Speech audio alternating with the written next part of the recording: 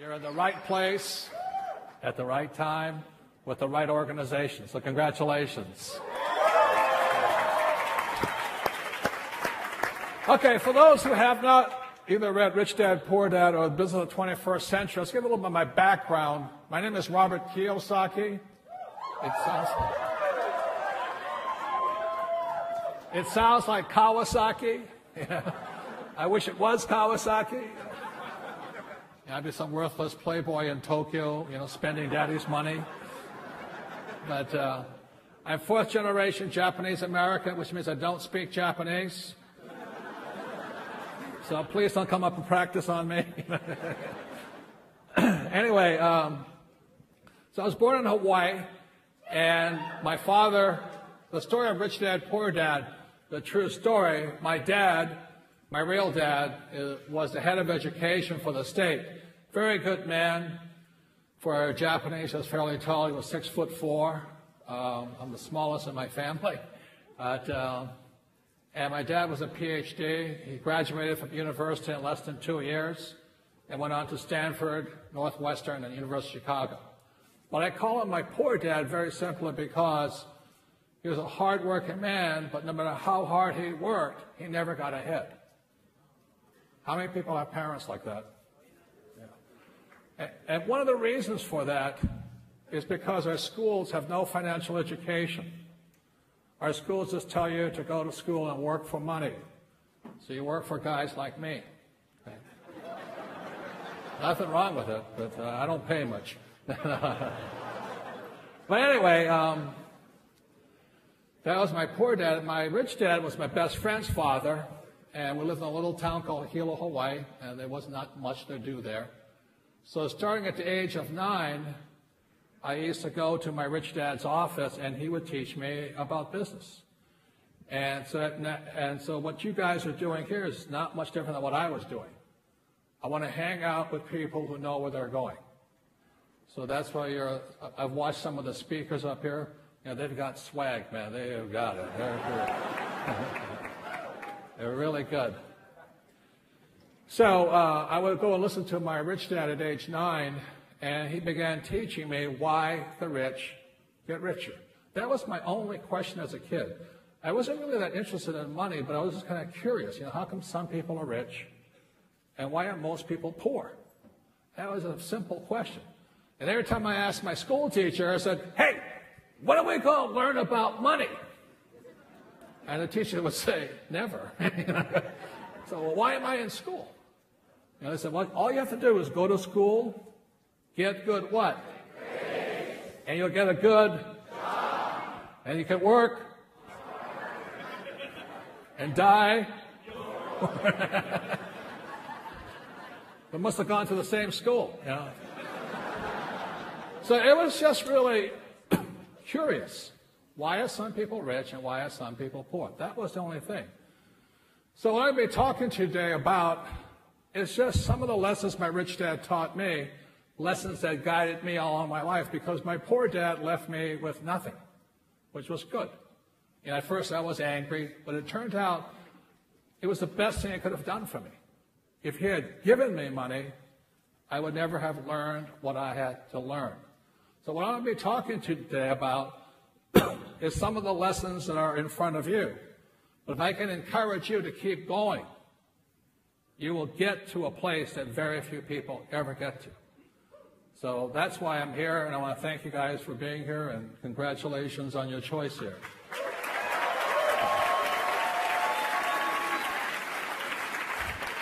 So I'm going to talk about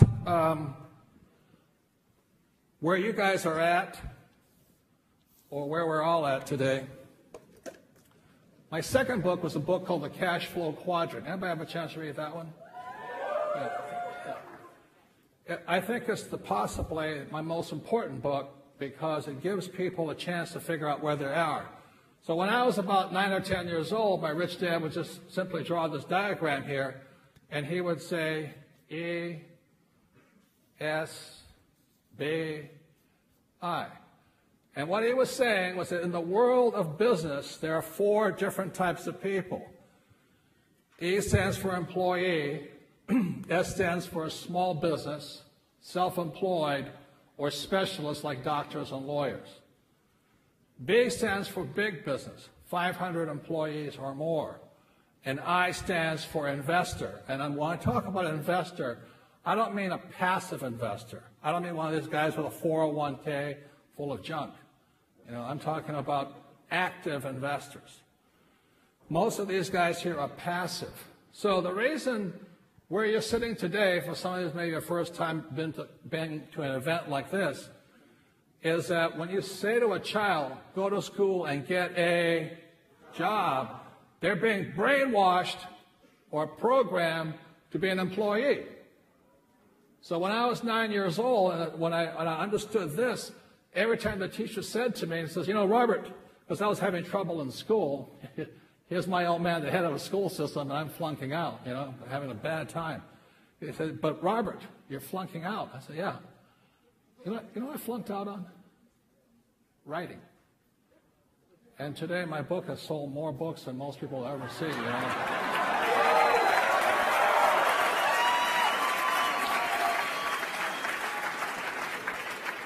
Anyway, so when I was 15, I flunked out because I couldn't write. So the teacher says to me, Robert, guess what? If you don't graduate, you won't get a job. I said, oh, that's good. Thank you.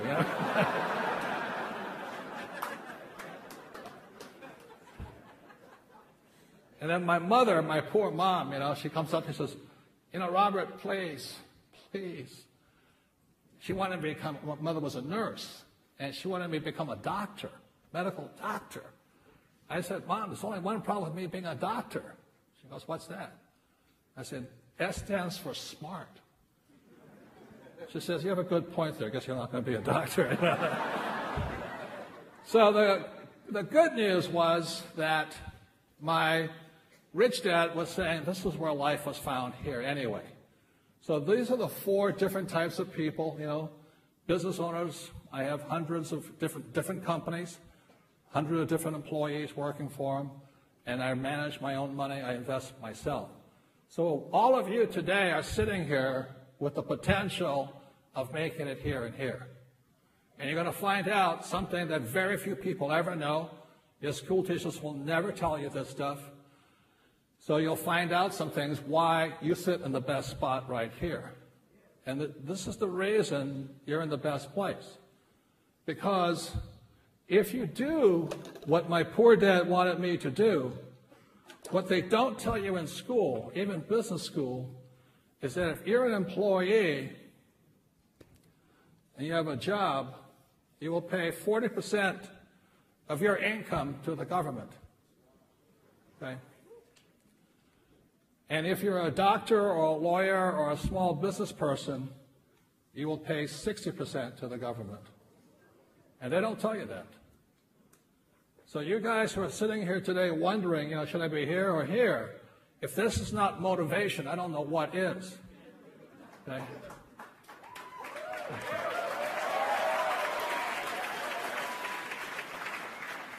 Worst of all, if you live in the Communist Republic of California,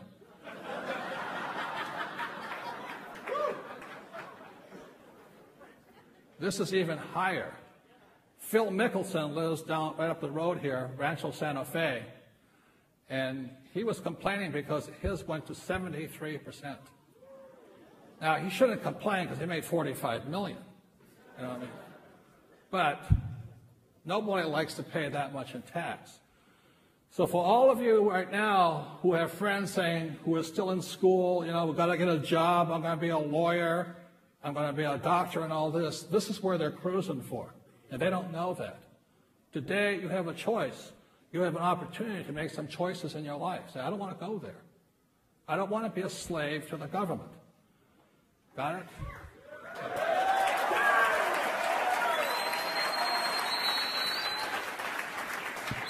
Now, I know there are some communists out there who are saying, well, these guys are cheats. That's not true. If you read my book here, Why A Students Work for C Students and B Students Work for the Government, you'll find out here the reason these guys pay the highest taxes is because they're the greediest people on earth. You know, when people say to you the rich are greedy, that's the biggest lie there is. Okay?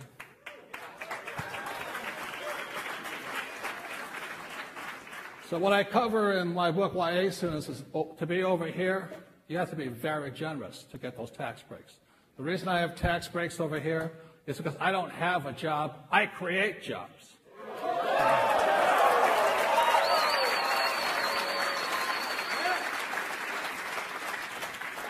I don't own a house, I provide apartment houses for people. Okay? And I don't drive my car with burning gas, I provide oil for people. So, what I'm saying to you, ladies and gentlemen, in this young revolution here, you have a chance to come here and here. You can make your money here and leverage it into this here. You'll be wealthier beyond your wildest dreams. Okay.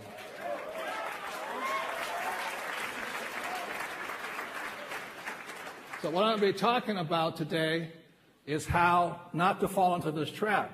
So how many people have friends who are still in school hoping to find a high-paying job?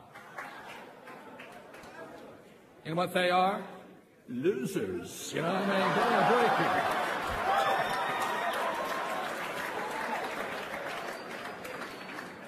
And it's not me who's saying they're a loser.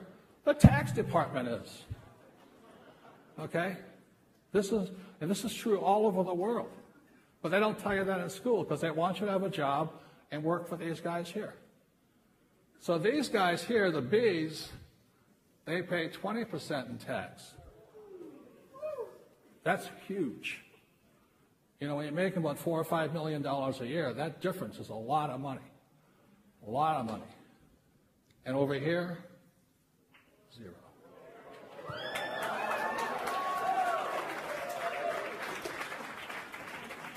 So the thing is, you all have this opportunity right now. I cover a little bit in this book here, and I'm not trying to pump the book, but I'm trying to say you're in the right spot. But you have to keep your mind open, understand what's going on here, because look, the reason these guys get the big breaks is these guys don't have the guts to come over here. So, what I'm going to be talking about for a few minutes with you today is what it takes to come over here, because when I left high school, I was really disillusioned. I said, you know, I'm stupid. I had flunked out of high school twice, both times because I can't write, ironically. And, but I had bad grades, but I had high SAT scores. And with that, I got 2 nominations to the U.S. Naval Academy at Annapolis, Maryland, and the U.S. Merchant Marine Academy at Kings Point, New York. But that was just for my college degree, and I'll get my degree. So I said, I'll go to these military schools. So I graduated, and I had a very high-paying job. When I graduated from Kings Point, the Merchant Marine Academy, back then, this is in 1969, my classmates were making about $110,000 a year. Now, that's not much money today, but it was a lot of money back then, you know. So I was tempted. I was making all of this money, but I already knew, my rich dad said, if I come over here, I'll make more money. But make more money, but pay less tax. So simultaneously, that's why I didn't fall into this thing. And I work not too far from here, up in San Francisco, for Standard Oil of California. I was driving their tankers up and down the West Coast, oil tankers, as a ship's officer, making a lot of money for a kid, you know. I was 22 years old, making back then I was only making about $45,000 because my company was non-union. If you're union, you make $150,000, $110,000. But anyway, my mom still wanted me to become a doctor. I'm going to be nuts, you know. So in 1969, when I graduated, the Vietnam War was still on, and I felt kind of guilty. You know, I said, am I for the war or anti the war? And I didn't have to go to war because I worked for the oil industry. If you work for oil, you don't have to do a lot of things. So after making a lot of money for about a few months, I went, you know, my conscience couldn't stand it. So I volunteered for the U.S. Marine Corps, and thank you. Which proves I'm not smart, but anyway.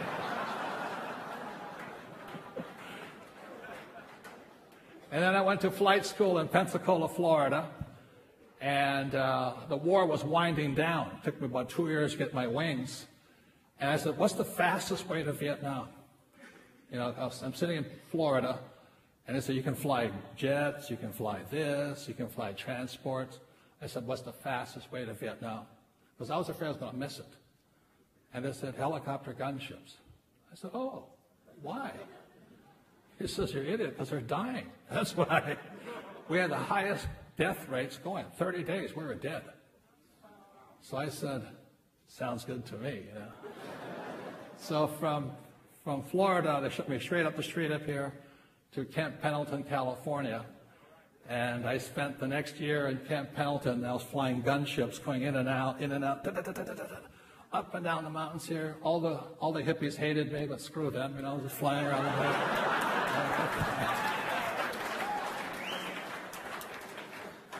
And after a year, straight to Vietnam, and it was the best experience of my life, you know. I was looking at the aircraft carriers out here. I was on the aircraft carriers, and we flew strikes into Vietnam. And I went down 3 times, and I tell you what, you don't need coffee for a while. I mean, it's... But it was, you know, I didn't come back all screwed up. I came back effed up, you know. I was like...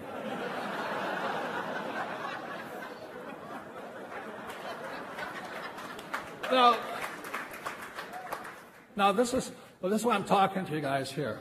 By the time I came back from Vietnam, I couldn't go back here. You know, I was saying, if they can't kill me here, they can't kill me here, you know what I mean? And I had this kind of effed attitude, you know, so I went into business. And that's why I became an entrepreneur. That's what you have an opportunity to do too. But it's going to take guts. It's going to take hard work. It's not easy. The trouble with these these people over here, I still am a Marine, you know, you can tell my language. Is these guys here need a frickin' paycheck. You know, they cannot survive without a paycheck or mommy and daddy's allowance. That's why they don't make it over here. So the challenge for all of you, you sit on the biggest opportunity possibly in a life. I mean, BK has produced one of the best companies I've ever seen.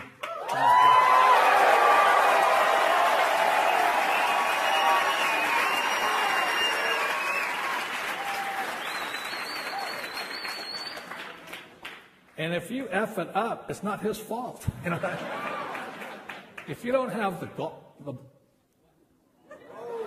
balls, testicles, you know. So I'll be talking about, see, this is your job. I want to explain your job to you really simply. Your job is to convince these losers to come over here. How many people have had a hard time talking to these losers on this side? The problem is they still have visions of paychecks floating in their heads. They do not understand entrepreneurship. They can see a multi-million-dollar opportunity, but they don't see a paycheck. That's why they're hosed. Does that make sense, you guys here? Because they see the world from this side here. This side here, there's no paycheck. There's only extreme wealth and no taxes.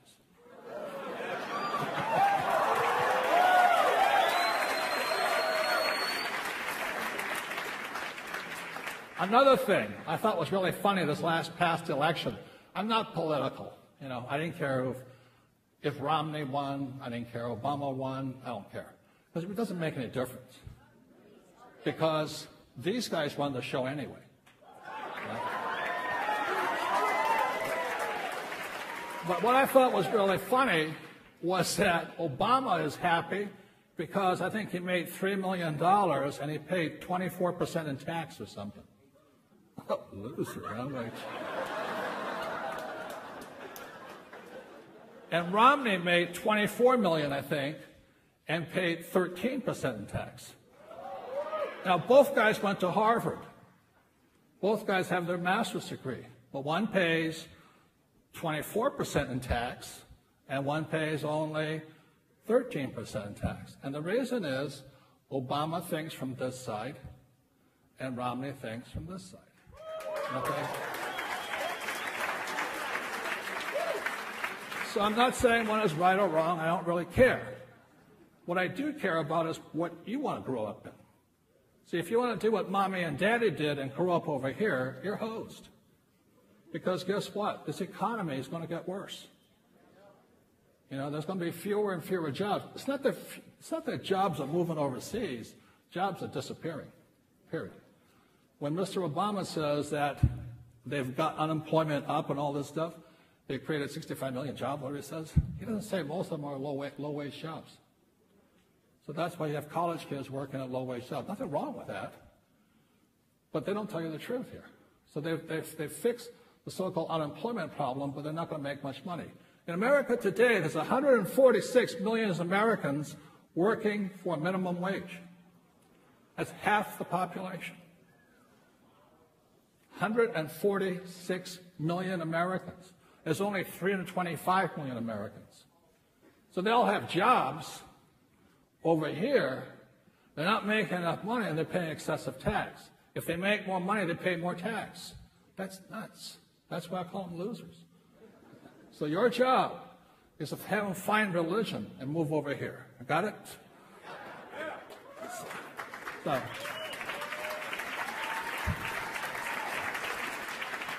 So I'm going to talk about four things, four lessons I've learned along the way. Just four, okay? And hopefully they'll guide you over to the other side, or we can help others guide over to the other side. Lesson number one. The word is fail, okay? Most people on this side are taught that to fail is bad. That's why they're losers. Look, if you don't make mistakes, you don't learn. If you don't fail, you don't succeed. So in school, they're still teaching kids, don't make mistakes. You know how stupid that is? How do you learn if you don't make a mistake? And the more mistakes you make, the smarter you get. And the reason I know that very well is my poor dad, great man, like I said, PhD. I stood for poor, helpless, and desperate. But anyway, my dad's over there. He is so terrified of making a mistake. Because that's what they teach you in school. Don't make mistakes. You ever watch a kid or a baby learning how to walk? You know, the kid's crawling along, and he looks up and he sees Mommy and Dad. He says, okay, now stand up here. And the kid stands up with this and falls down. Parents don't go over there and beat the shit out of the kid. You stupid kid.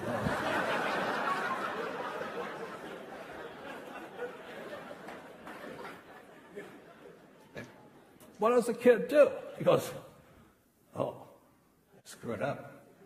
I think I'll try it again. You know, the kid drooling. The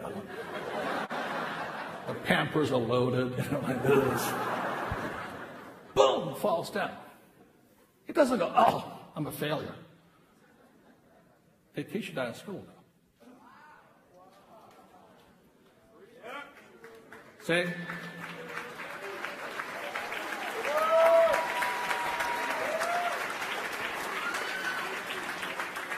My friend had a huge fight just a few months ago in our school system. I live in Arizona now, and he had a huge fight with him. The teacher is giving her daughter happy faces on her cheek if she makes no mistakes. And my friend went in there and says, hey, don't you teach that bullshit to my kid, you know? I want my kid to fail. I thought, you could. So, what I'm saying to you here is this. When you're talking to these guys on this side, you have ringing in their little ears. What if I fail? What if I make mistakes? What if I don't make it? Because that's what they teach you in school. They teach you if you fail, you're stupid. That is so anti-learning, it is beyond comprehension. Got it?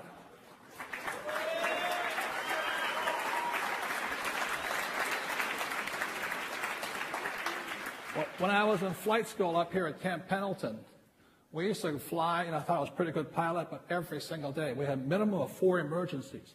It killed the engine, do this, do that. We practiced failing more than we did flying. That's why we came back alive. I practiced this emergency, that emergency, rolling in on a gun chute, taking a hit on this side, fixing the thing, and flying. You know that guy Sullenberg, who was U.S. Air, he leaped off of LaGuardia or Kennedy, wherever he is. The engine quit and went straight into the water. That's all they train us to do. They train pilots by teaching us how to fail. Our school system teaches you not to fail. And that's why you have so many people come into you, and they want to go onto your side, but they're afraid of failing. That's the problem. You got to talk to them. The other part is, so this is the lesson. You got to teach them to fail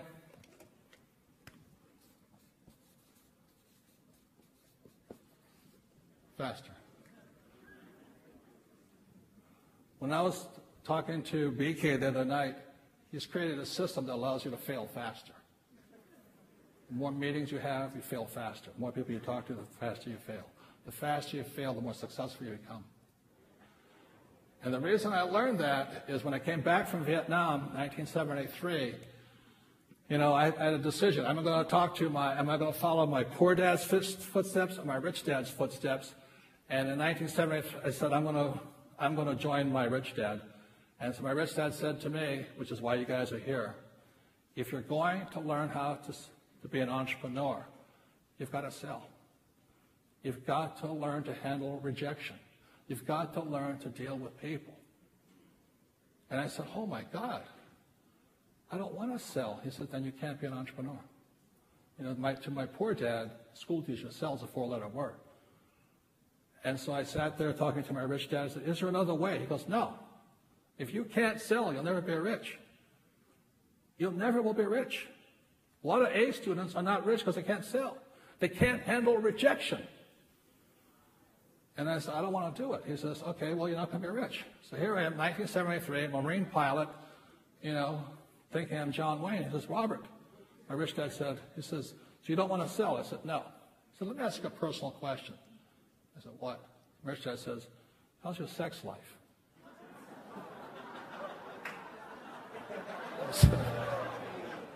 I said, pretty bad.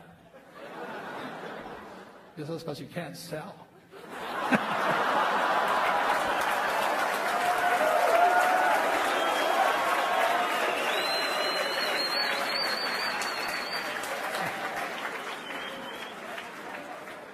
He says, worst of all, Robert, if you never learn to sell, you won't be rich, and you'll never get laid. I'm like, oh. So it's one of those life-changing moments, you know. You go, it wasn't the rich, it was never getting laid. I said, I gotta go.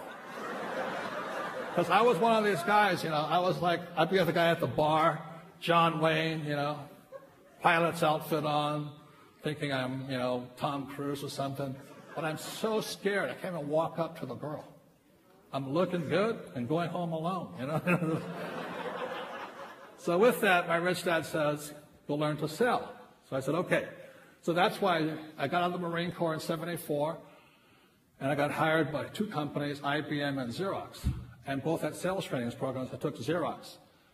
And so I went to Xerox, I went to the best sales school in Virginia, you know, all this, to bring back to Hawaii, and I started to fail.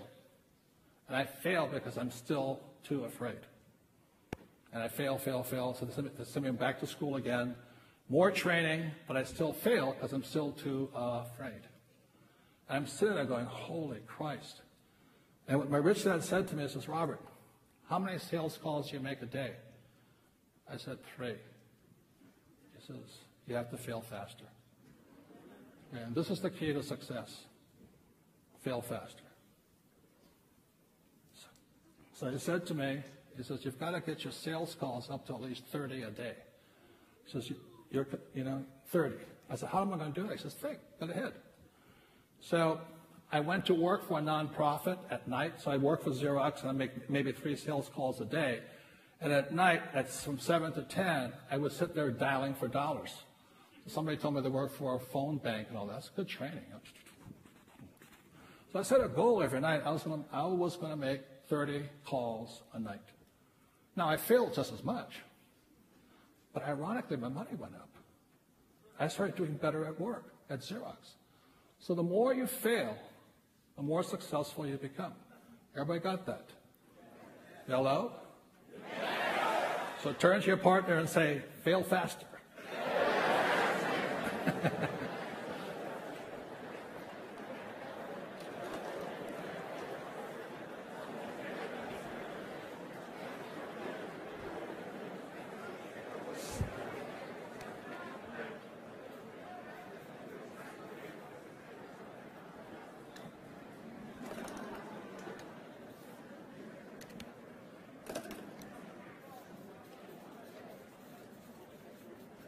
Number 2 key to success is change. A lot of people want Mr. Obama to change or the tax laws to change. But one of the things I found out along my life was that I had to change faster. And one of the reasons I support network marketing, Success Magazine, all they do, is because this organization is into personal development. Many people want the world to change, but you've got to change yourself first. Okay? If you will focus on changing yourself first, rather than blaming the world for your incompetence, you have a better chance of making it. So change first. Just last week, my wife Kim and I we're 7 days on a ranch in Texas on personal development ourselves. If I want to change the world, I change me. Okay?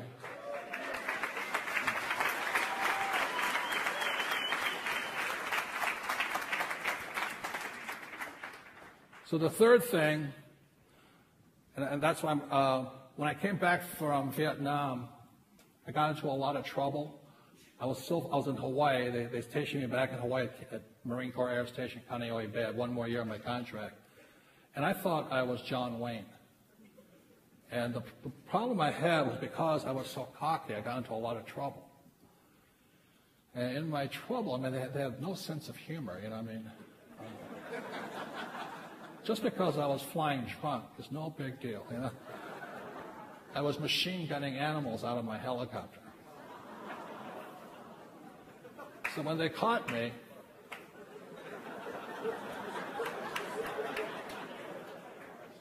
I lied to them. See, there's nothing wrong with machine gunning animals out of a helicopter. Nothing wrong with flying drunk. Lying is a problem. Very big problem. It's a character flaw. So here I'm going to be court-martialed. I'm sitting there. It's a true story. I hate to tell you it's true, but it's true. And I was going to get court-martialed, and I was going to beat the charges. And a friend of mine says, that's the problem with you. If you beat the charges, you're still a liar. So with that, I went to a personal development workshop. Back then it was called EST, E-S-T. Today it's called Landmark and stuff like this. There's also Tony Robbins and these guys. You know. So Tony used to be a partner of mine back in the 80s.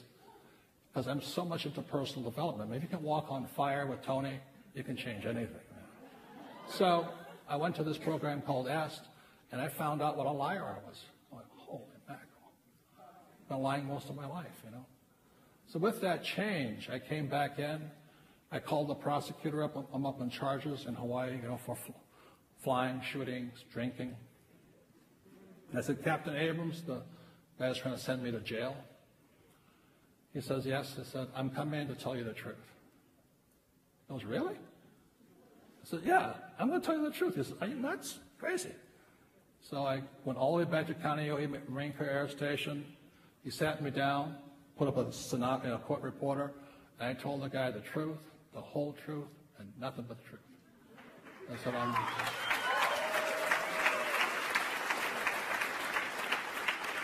I mean, machine gunning animals was only a lightweight stuff I was doing. I was doing all kinds of other stuff.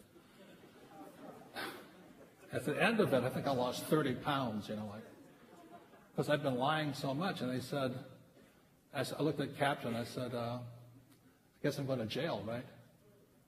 And the captain said, no. Thank you for telling the truth. You're out of here. So I got an honorable discharge and I was out. So,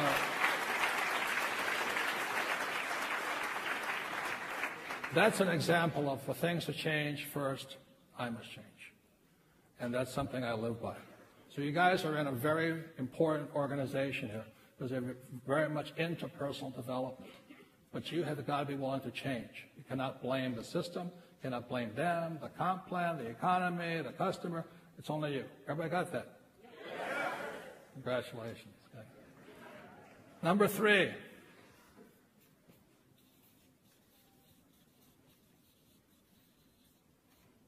Mary.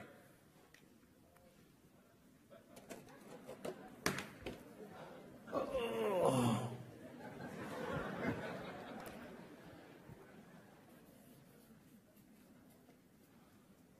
Marry bees and ice. Don't make the mistake of marrying somebody on this side here.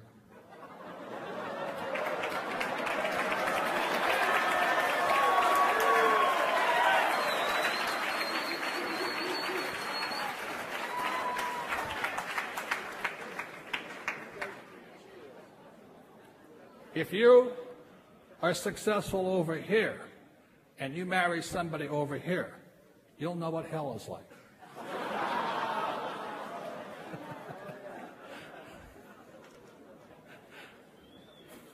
So I want to bring up for you right now is my sweetheart. She's the author of the book here, Rich Woman. And it's my wife, KIYOSAKI.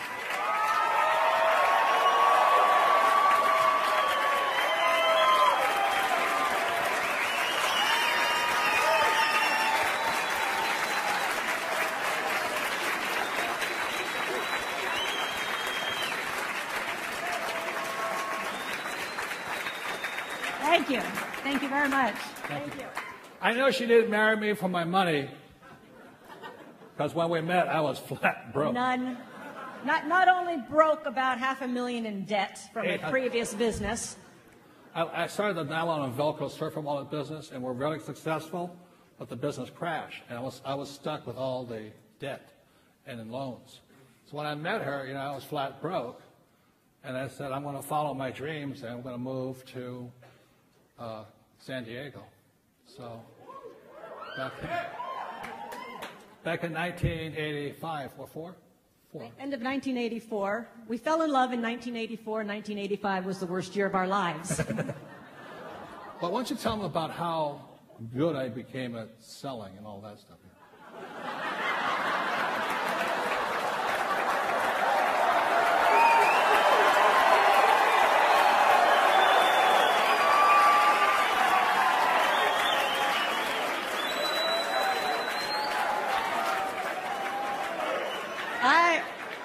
I would say this. I just want to let you know, my rich dad was right, I would say I'm lucky, but he's luckier.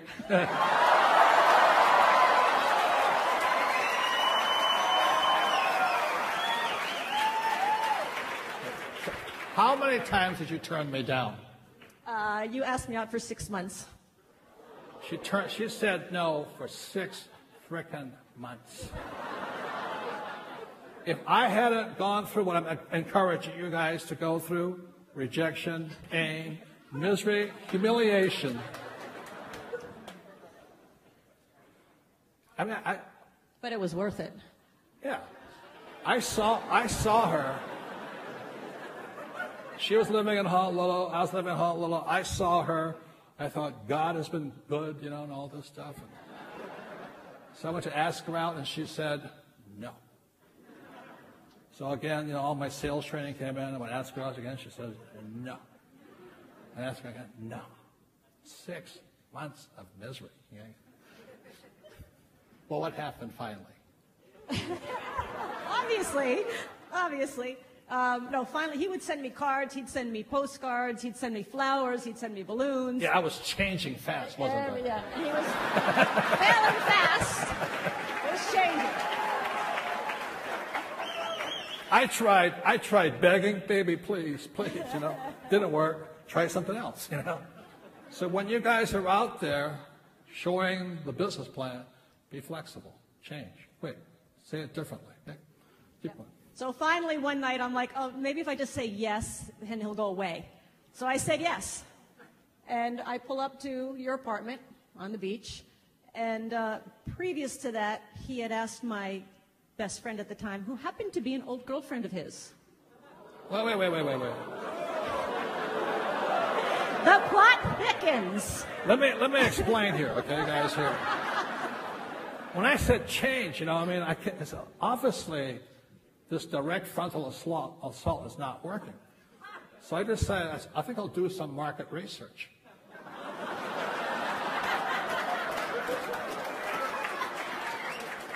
I mean, she was worth it. I went, holy mackerel. Look at those legs. I said, that's it, man. So what I did was I called around and said, her name was Kim Meyer at the time. What can you tell me about Kim Meyer? Of course, my friend said, oh, she'd never go out with you. I said, shut up, Anyway. So one day, they said, well, do you know who her best friend is? I said, no. And my friend said, she's your old girlfriend. I said, not really religious, but I dropped to my knees and said, thank you, Jesus. I appreciate this and all this stuff. So I called my old girlfriend up, and she says, you scumbag, what do you want?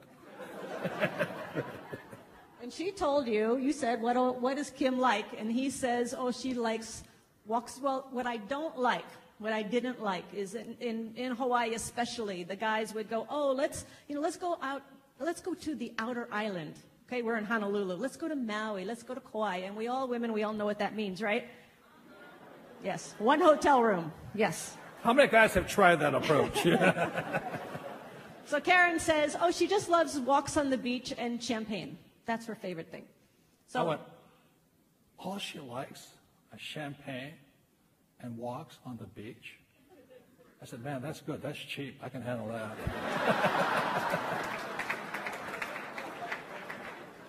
Okay, so he's done his market research. I pull up to his apartment, which happens to be a condo right on Waikiki Beach, a beautiful, beautiful building. And I get out of the car, and there's a valet. There's a restaurant there. There's a valet. And I get out of my little yellow Toyota Celica, and the valet comes up and goes, oh, you must be Kim. I'm like, yeah. Oh, Robert's expecting you. Let me show you to his apartment. Yeah, $5 the valet was laying it on, man.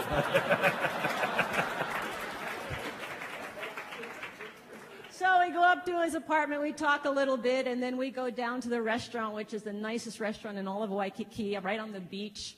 And we get there, and the maitre d' says, oh, Mr. Kiyosaki, we have your table right by the beach ready for you.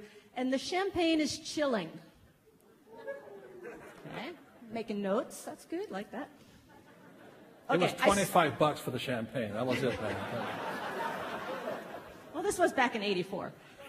And then I tell the truth here. The maitre d' in the middle of it, we're talking, and the maitre d' says, oh, Mr. Kiyosaki, it's such a lovely evening. Why don't you and your date take your champagne and go for a nice walk on the... Ka-ching! Score!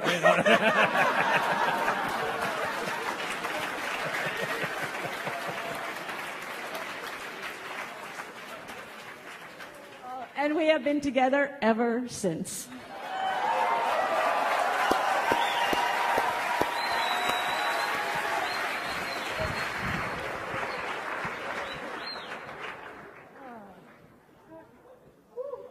So I just want to take a very quick moment. I just want to acknowledge, number one, I'm so thrilled to see so many women here today. Yeah. I really believe you guys can start the women's revolution, no doubt. What's that? WPR.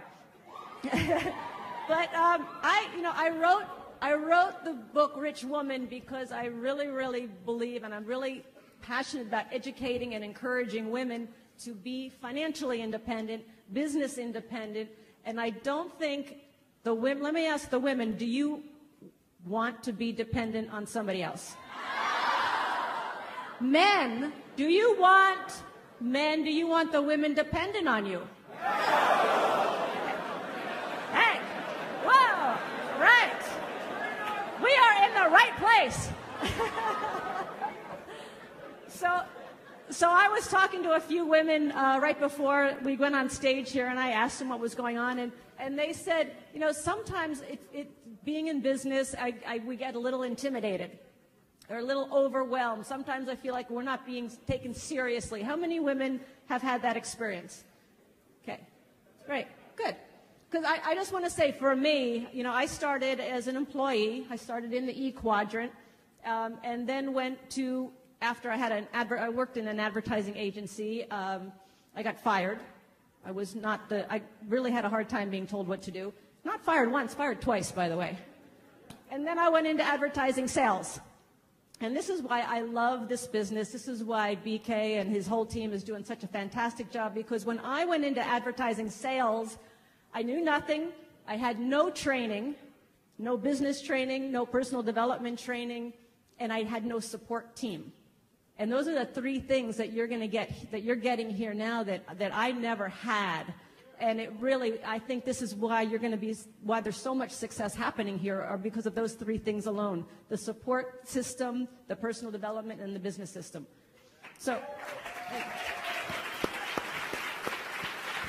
I didn't have that, and I'd go knock on doors, and I was intimidated, and I was scared, and I was frustrated. And when I got really frustrated, I'd pull out the little sex appeal card. You know what I'm talking about, women? Yeah. Oh, yeah, I'll flirt a little bit. Oh, yeah, I'll go out to lunch with you. Sure. Yet, what I found out that did for me is, well, every time I did it, I felt like crap.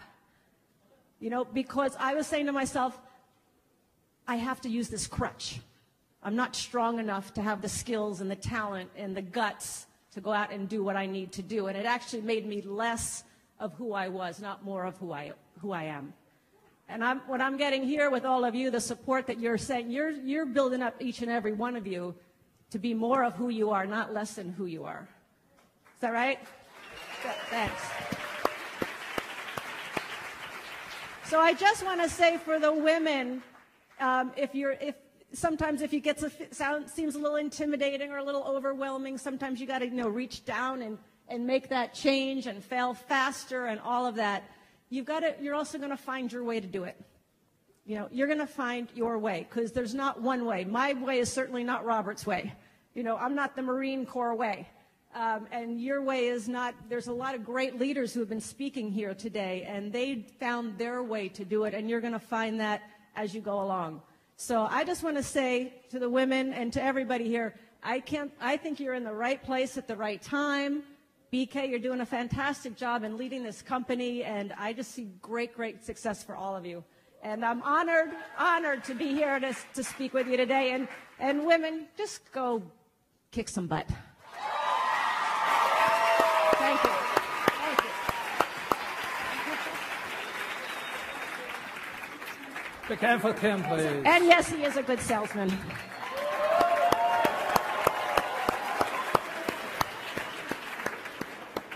So what Kim didn't say, my first question to her is, what do you want to do with your life? And she says, I want to be an entrepreneur. And that's when I knew I had the perfect person. If she had said, I want to be a housewife, it would have been aloha. Next one. It was so much fun, because I didn't have any money when we met, because I lost my first business. But didn't stop her. She and I moved here to San Diego with nothing. We were homeless up on Del Mar Beach for about a week. But we kept going. She didn't quit on me. And then by 1984, 1986, we got married, and we honeymooned right here next door to this hotel. So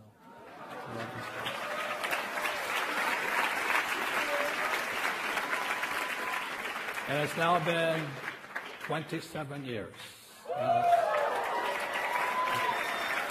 So the final word is this.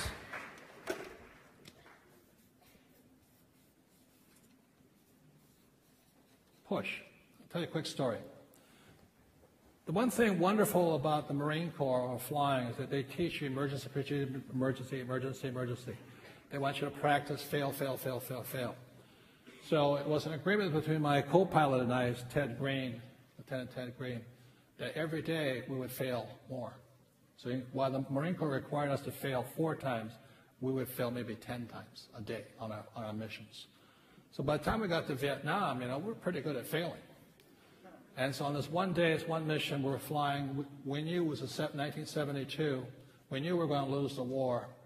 And we were fighting for a village called Quang Tri, which is just south of the militarized zone. And it's really crummy, you know, because every time before the flight, I would go up on the deck and I'd ask myself, you know, if this is the last day, if tomorrow's the last day of my life, how do I want to live it? Do I want to live it as a coward, or I'm going to kick ass tomorrow?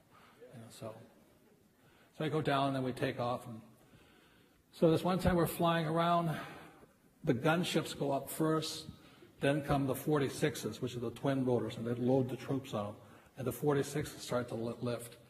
And it's really nervous. You can hear the you know, we're taking fire from here, and the gunship is just flying around because we just escort the transports in. And then the Jolly Greens come up, the big ones, the Sea Stallions, and that's when they put the bulk of the troops in there. So I'm flying around watching all this stuff. We're 27 miles out at sea off the coast of North and South Vietnam. And suddenly, out of the corner of my eye, I see this, oh, shit. Because in all the times I was practicing, this one advanced pilot, Captain Forrester, he says, when you see that thing go, stand up, bend over, and kiss your ass goodbye. You're going. There's no, you're going down. I said, I hope it's not true. You know. But because we had practiced so much, all of a sudden the engine goes, boom, and the thing goes, shoo. So now imagine a little Huey. We have 2 machine guns on each side, 2 waist guns with a total of 6 machine guns, 36 rockets, ammo cans all over the place, and a crew of 5. So when that engine went boom, all the warning lights go on. The thing goes. Shoo. Now, this is where preparation comes from. When that engine quit and the aircraft sunk, it was like, our first inclination is to pull back. As the first, pull back. Hope this is not happening. But what they trained us to do was push forward. And that split second, and I mean split second, is why I'm alive today. All those times practicing. The moment that engine quit, everything in my body screamed, pull back. But what they had trained us to do,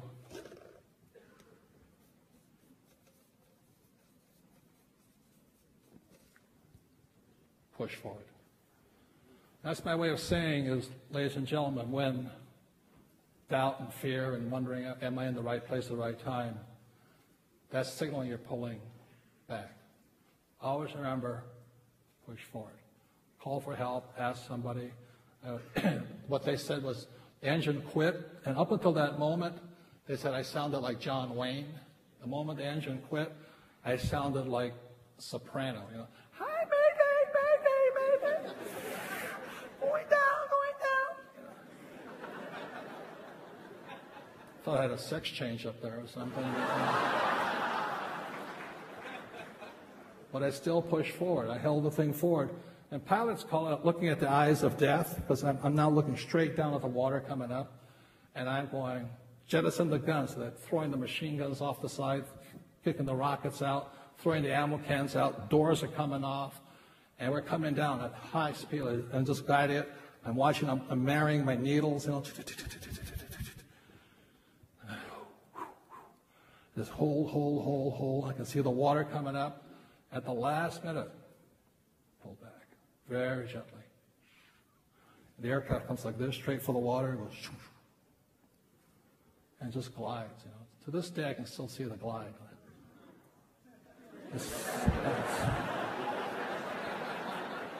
It's silent, and all I'm saying to myself is, "Holy shit!" and come up, and then airspeed's bleeding.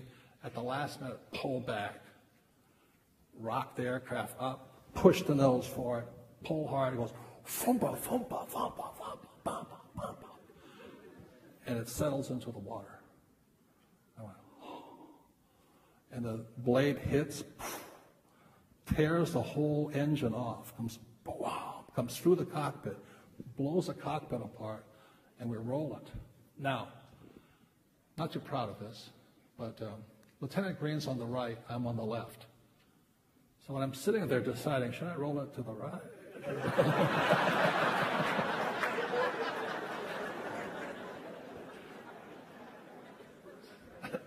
I rolled it to the right. And I got out. The thing, I can still see the water swirling around and coming out. And we're going down, and pop up. And I go, 1, 2, 3. So it's myself, 2 crew chiefs, 2 gunners, and 1 crew chief. And we go, holy, where's Green? Where's Green? Oh no, I killed Green. And we're all like going, and the water's boiling and all this stuff. Where's Green? You can't go down because the thing is sunk so far. Where's Green?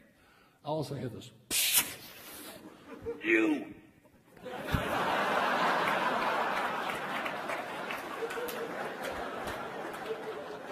And I'm hugging him. Anyway, ladies and gentlemen, we're alive today. So always remember this. When in doubt, push forward. Thank you very much, you guys.